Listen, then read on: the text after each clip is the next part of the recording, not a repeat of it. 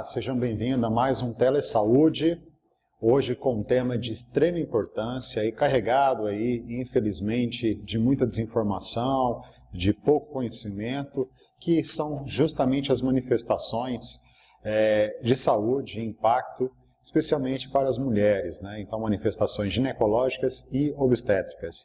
E hoje aqui o meu objetivo é justamente falar um pouco sobre os medicamentos MIPs, portanto, os medicamentos que são utilizados sem necessidade de uma prescrição médica nas principais manifestações que acometem as mulheres. Tá, antes, claro, de entrar no conteúdo, convido você a conhecer um pouco mais do trabalho que tem sido desenvolvido aqui no Telesaúde Goiás. Então, peço a você que, se já não segue, nos siga dentro do nosso canal, aproveite todo o conteúdo, comunique-se, mande mensagens, claro, temas de interesse, fico aí à disposição, todos nós do Telesaúde estamos à disposição para atendê-lo. E claro, agradeço muito por você disponibilizar o seu tempo para aprender um pouco mais aqui conosco dentro do nosso canal. Então vamos seguindo para o nosso tema, certo? Iniciando aqui, apresentando um pouco do que nós temos planejado aqui para esse momento. Nós vamos falar um pouquinho dos distúrbios em saúde associados à menstruação, as condições ginecológicas, os problemas de saúde associados à atividade sexual e a dispensação dos medicamentos considerados MIPs, né, portanto isentos de prescrição, dentro dessas manifestações. Importante considerar que dentro dos distúrbios associados à menstruação, nós temos duas situações, uma conhecida como síndrome pré-menstrual, cuja sigla é SPM, e a desmenorreia. A síndrome pré-menstrual ela é mais comum entre 25 e 34 anos, ou seja, a mulher já na fase adulta e geralmente está relacionado ali a um desequilíbrio hormonal, relações hormonais. E a desmenorreia ela é mais comum na adolescência, principalmente relacionado ali ao início da puberdade.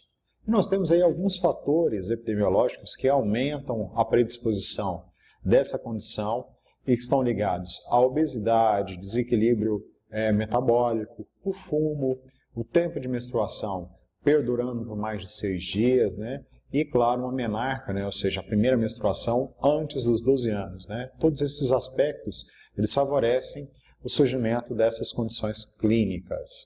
A etiologia é de causa desconhecida, mas nós sabemos que está relacionado ali a uma flutuação hormonal mensal, e eventos bioquímicos anômalos do sistema nervoso central, outros tecidos aí causando um desequilíbrio específico, e na desmenorreia primária, né, também aí está relacionado principalmente à liberação de prostaglandinas pelo endométrio, o que induz ali a contrações involuntárias e consequentemente cólicas, né, intensas e fortes dores ligadas às contrações uterinas, né, são dois fatores importantes a serem conhecidos. E aqui retorno, né, que são condições, apesar de pouco conhecidas as causas, nós temos um tratamento sintomático que vem já, claro, com MIPs, mas é importantíssimo considerar que os fatores que podem favorecer e desencadear precisam ser trabalhados. Então, uma vida equilibrada, sem o sedentarismo, com uma alimentação equilibrada, favorece aí a prevenção dessas situações clínicas, tá?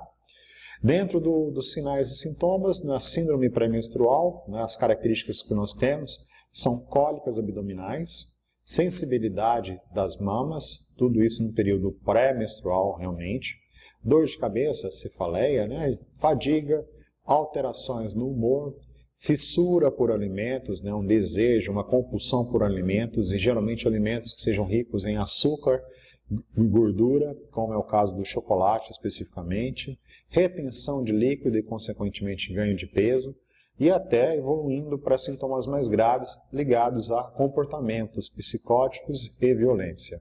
Ele inicia-se antes da menstruação e melhora com o início gradativamente. Na desmenorreia, você tem ali espasmos e cólicas uterinas, portanto, um desconforto abdominal grande, que inicia-se com a menstruação e termina geralmente entre 48 e 72 horas. E outros sintomas que estão associados a essas cólicas menstruais é a dor de cabeça, náusea, vertigem, irritabilidade e ansiedade, né, que são muito comuns. Dentro dessas duas situações, o que se tem como prevenção e tratamento não farmacológico, que não utiliza medicamentos, está primeiro o detalhe, o repouso e, consequentemente, a redução do estresse, isso é um fato importante, exercícios físicos que vão auxiliar na liberação de endorfinas e, consequentemente, melhorar um pouco as cólicas e a irritabilidade provocada, especificamente na síndrome pré-menstrual, evitar justamente aqueles alimentos que são os alimentos que a mulher ela vai sentir esse desejo, a compulsão por consumir. Então, aquele desequilíbrio de gordura, de açúcar, de cafeína, eles devem ser evitados, assim como alimentos que contenham cafeínas, produtos lácteos e bebidas alcoólicas. E na desmenorreia, você pode utilizar ali um calor local, principalmente uma bolsa de gel aquecida, porque o calor ele vai aliviar ali as contrações, desde que colocada por cima superficialmente. Então é algo interessante a se considerar.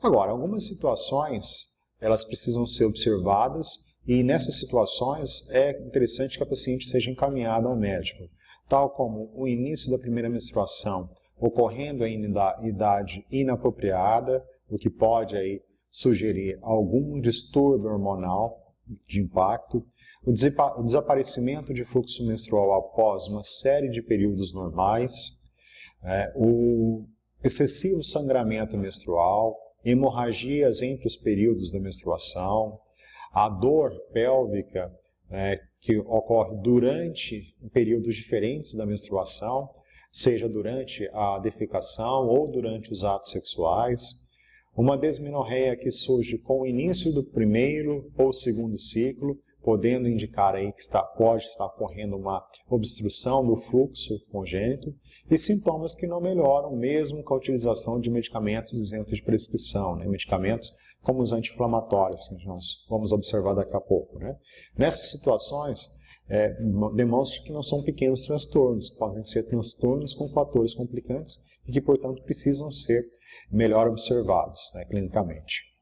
E com relação ao tratamento farmacológico, e aqui especificamente medicamentos isentos de prescrição, nós temos os anti-inflamatórios não esteroidais, principalmente como ácido acetilsalicílico, paracetamol, ibuprofeno, a própria dipirona, e que muitas das vezes esses anti-inflamatórios podem estar associados a anticolinérgicos, que são medicamentos antiespasmódicos, ou seja, são medicamentos que vão reduzir a contração muscular uterina, como, por exemplo, a atropina e a escopolamina. E aí a gente tem inúmeras opções no mercado de medicamentos que vão associar reduzindo a dor e paralisando ali aquelas contrações e, portanto, provocando ali uma melhoria nesse mal-estar provocado em ambas as situações.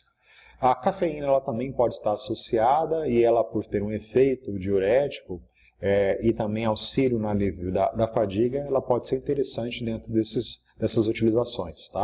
É importante considerar que nós temos no mercado exemplos de medicamentos que são associações entre anti-inflamatórios, cafeínas, antiespasmódicos. É muito importante só considerar o tempo de uso, qual a posologia e principalmente se a paciente ela não tem nenhuma contraindicação para a utilização desses medicamentos. Lembrando aqui que o ácido acetilsalicílico ele é contraindicado em suspeita de dengue, exatamente porque ele pode potencializar o risco de hemorragias e claro que esses medicamentos, por não serem seletivos da enzima ciclooxigenase 2, eles podem provocar ali uma diminuição na proteção do estômago e, consequentemente, vir a provocar um distúrbio gastrointestinal. Então, é importante que se o paciente tiver um histórico de gastrites ou de distúrbios gástricos, é importante considerar aí o uso de protetores gástricos, como, por exemplo, aí, o omeprazol. Essa é uma opção que se tem. A dismenorreia, ela deve ser avaliada para o médico quando ocorre a primeira vez, para descartar aí uma causa secundária desse processo. Lembrando que os MIPs eles vão ser uns medicamentos para a redução de sintomas, e aquilo que eu já coloquei, tem que se ter muito cuidado especificamente com os anti-inflamatórios não esteroides, justamente por eles produzirem essa irritação gástrica. Esse é um ponto importante.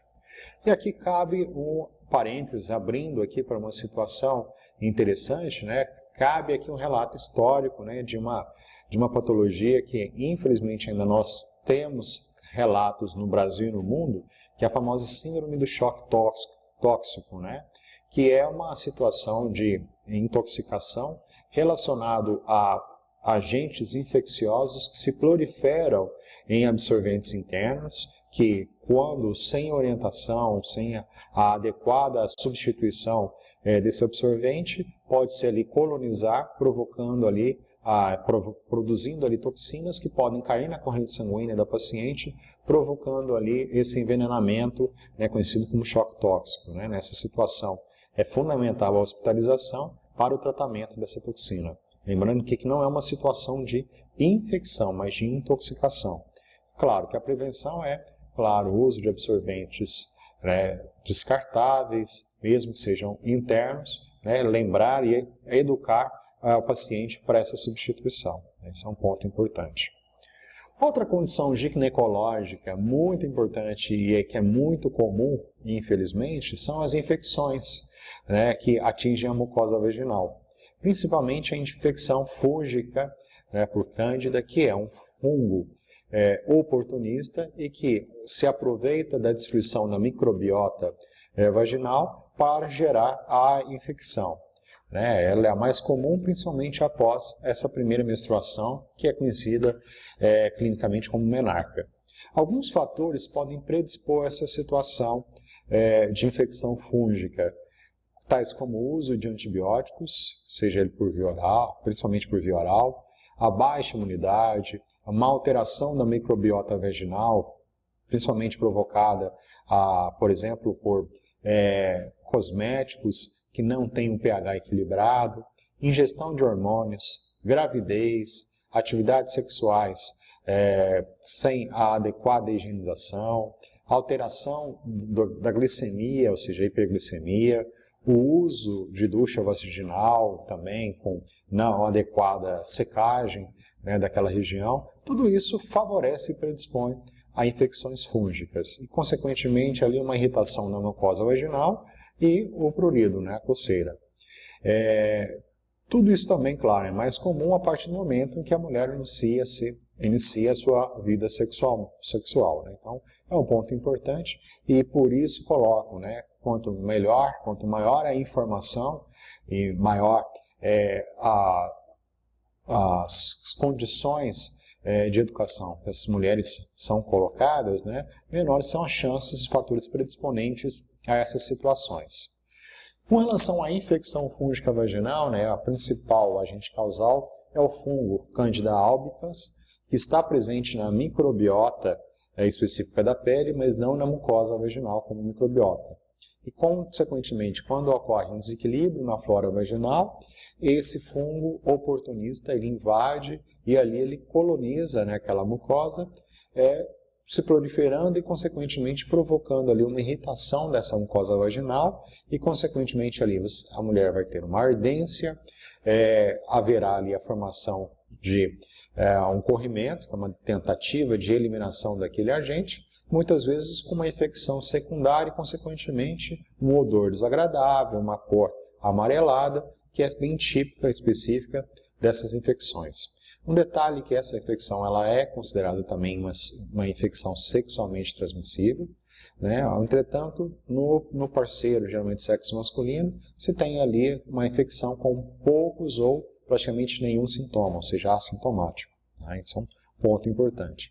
E também está intimamente relacionado ao aumento da umidade, principalmente com o uso de duchas vaginais. Então, isso é um ponto interessante, porque o aumento da umidade pode favorecer a reprodução desses fungos nesse local.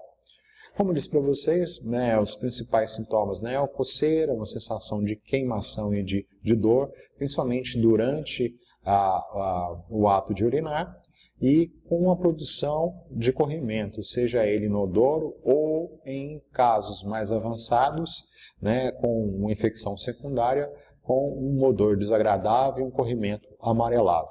Pode haver ali uma inchaço, uma inflamação do local, né, uma dificuldade no ato de urinar, né, e para muitas mulheres a gente tem também, isso é um detalhe importante, infecções que são assintomáticas, né?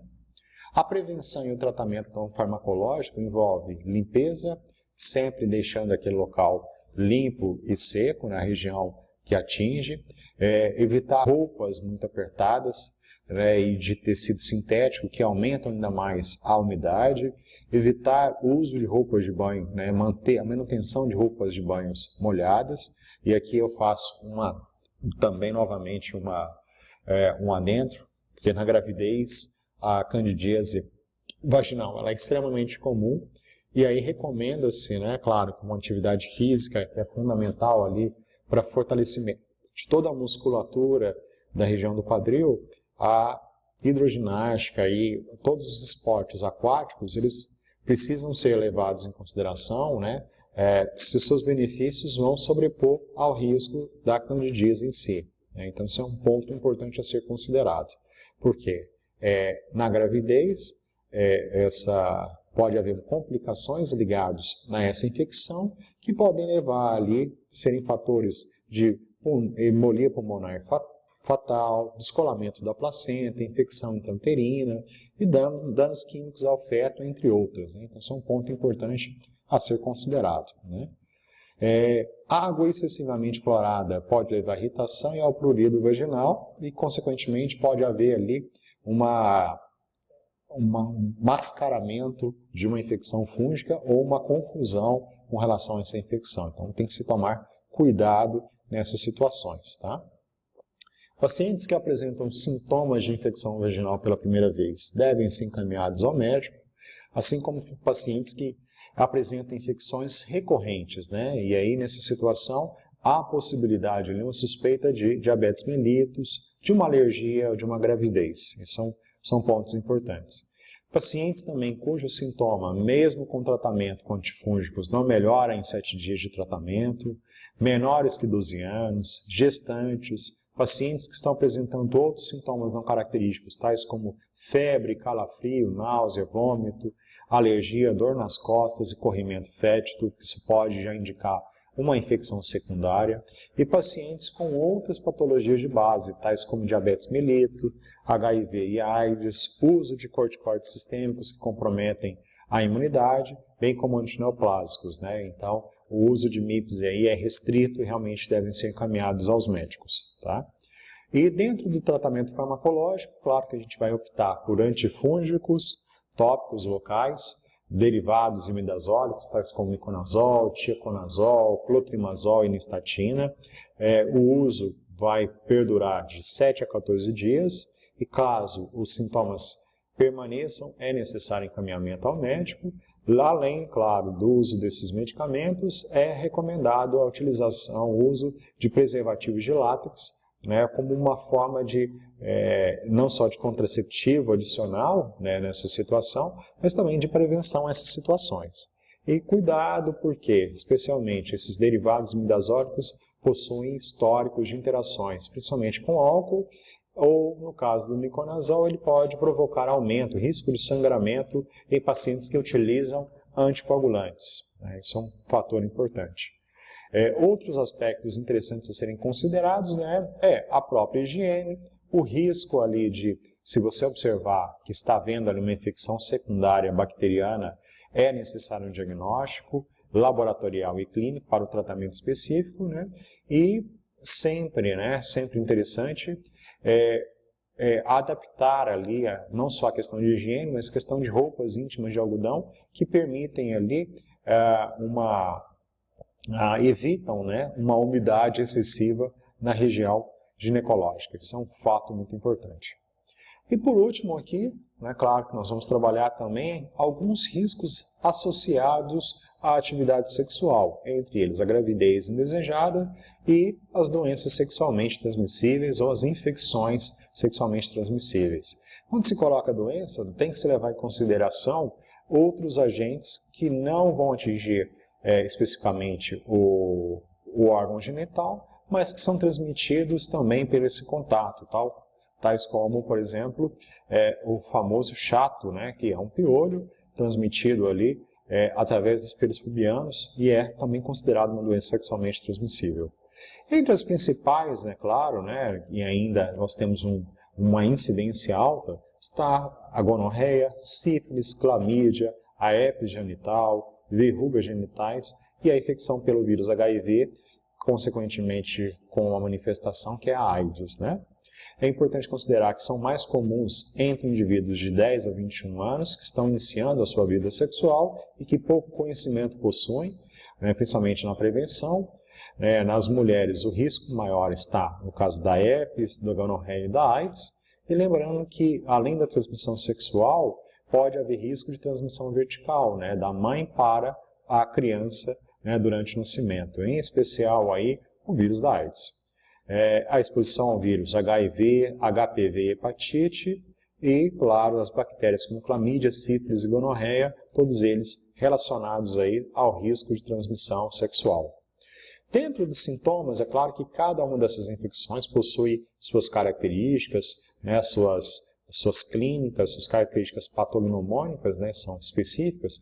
Aí a gente tem aqui, de forma geral, a infecção, né, não só da vagina, vaginite, mas da região do colo uterino, né, conhecida como cervicite, infertilidade, maior risco de ter parto, né, pré-termo. Na clamídia nos homens pode provocar uma irritação na uretra e uma secreção purulenta. A sífilis de primeiro estágio é caracterizada por lesões conhecidas como cranco. Na gonorreia você tem a dor, a queimação e a secreção purulenta. Herpes genital caracterizado por lesões bolhosas nos órgãos genitais. E o HPV aí com desenvolvimento do câncer cervical, né, do câncer do colo de útero. A prevenção para todas elas está no uso de preservativo, seja ele masculino ou feminino, né, e são vários os materiais, houve uma evolução gritante nas últimas décadas e esses materiais hoje são produzidos com segurança. Você tem preservativos de látex e de poliuretano, é um polímero, que são utilizados aí, específicos na prevenção da DST e também, claro, contra a gravidez indesejada, e não se recomenda o antigo uso de preservativos aí, feitos através de membrana de cordeiro, né? Eles são contraindicados justamente por não terem elasticidade e serem mais frágeis, né? Importante considerar que lesões abertas, né, e não cobertas podem transmitir doenças sexualmente transmissíveis, justamente por essa continuidade do líquido corporal, né? E caso o paciente perceba que há modificação na cor ou na aparência desse preservativo, ele não deve ser utilizado, bem como também não deve ser utilizado fora do prazo de validade. O uso de lubrificantes, né, lipossolúveis, adicionados ao preservativo, pode favorecer ali a uma ruptura desse preservativo, já que eles são feitos, né, com base em solventes orgânicos, então, consequentemente, ele pode facilitar essa ruptura. Indica-se, então, o uso de lubrificantes à base de água, glicerina, celulose, que não vai comprometer a resistência desse material. E em casos de risco de alergia ao látex e espermicidas, né, você pode utilizar de forma livre outros espermicidas e principalmente o preservativo de poliuretano, que é pouco alérgeno, né? Essa é uma situação. Fico aqui o meu agradecimento pelo seu interesse e, claro, que fica aqui o compromisso de, claro, ampliar um pouco mais esse conhecimento. A ideia nossa é formarmos uma rede de saúde, de disseminação do conhecimento em saúde, diminuindo aí os riscos de desinformação e, consequentemente, aí, que nós possamos alcançar a nossa missão, que é promoção da saúde. Recomendo vocês conhecerem um pouco mais, volto a colocar o que nós colocamos no início, conhecer um pouco mais do trabalho que tem sido desenvolvido no Telesaúde, conheça um pouco a agenda, nos siga nas redes sociais e fica aqui também o meu convite para que você possa seguir o meu trabalho desenvolvido ao longo dos anos, seja na educação e saúde, seja na parte de farmácia clínica, né? O meu Instagram, @drcidião, você vai conseguir seguir, claro, e ali eu recomendo, né, acompanhe, me dê ali sugestões e dicas de temas que possam ser de interesse de vocês, ok? Um grande abraço, fico à disposição aqui para responder algum questionamento. E se você assistiu depois, se tiver algum questionamento, coloque aqui nos comentários e eu vou ter o prazer de responder às suas dúvidas. Até a próxima, pessoal.